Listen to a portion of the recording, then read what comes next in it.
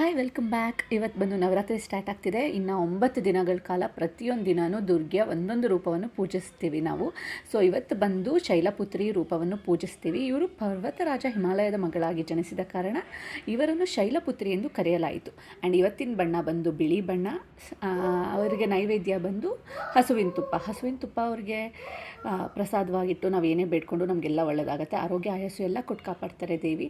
So ಕೆಲವೊಬ್ಬರು ಕಳಸ ಸ್ಥಾಪನೆ ಇವತ್ತು ಮಾಡಿಬಿಟ್ಟು ಪೂಜೆ ಸ್ಟಾರ್ಟ್ ಮಾಡ್ತಾರೆ. ನಾವೆಲ್ಲ ಮುಂಚೆ ಅಂದರೆ ನಮ್ಮನೆ ಪ್ರತಿದಿನವೂ ನಾನು ಕಳಸ ಇಡೋದ್ರಿಂದ ಸೊ ಅದು ಸ್ಥಾಪನೆ ಅಂತ ಏನಿಲ್ಲ, ಜಸ್ಟ್ ಅದಕ್ಕೆ ಪೂಜೆ ಮಾಡಿ ನಾನು ನನ್ನ ಇಷ್ಟಾರ್ಥಗಳನ್ನ ಬೇಡ್ಕೊಂಡಿದ್ದೀನಿ.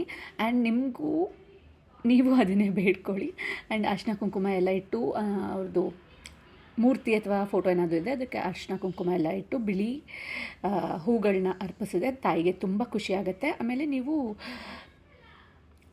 ಓಂ ದೇವಿ ಶೈಲಪುತ್ರಿ ನಮಃ ಎಂದು 108 ಟೈಮ್ಸ್ ಪಠಿಸಿದ್ರೆ ನಿಮಗೆ ನೀವು ಅಂದ್ಕೊಂಡಿದ್ದು ಎಲ್ಲ ಆಗುತ್ತೆ ಆ್ಯಂಡ್ ಎಲ್ಲ ಪಾಸಿಟಿವ್ ಎನರ್ಜಿ ಇರುತ್ತೆ.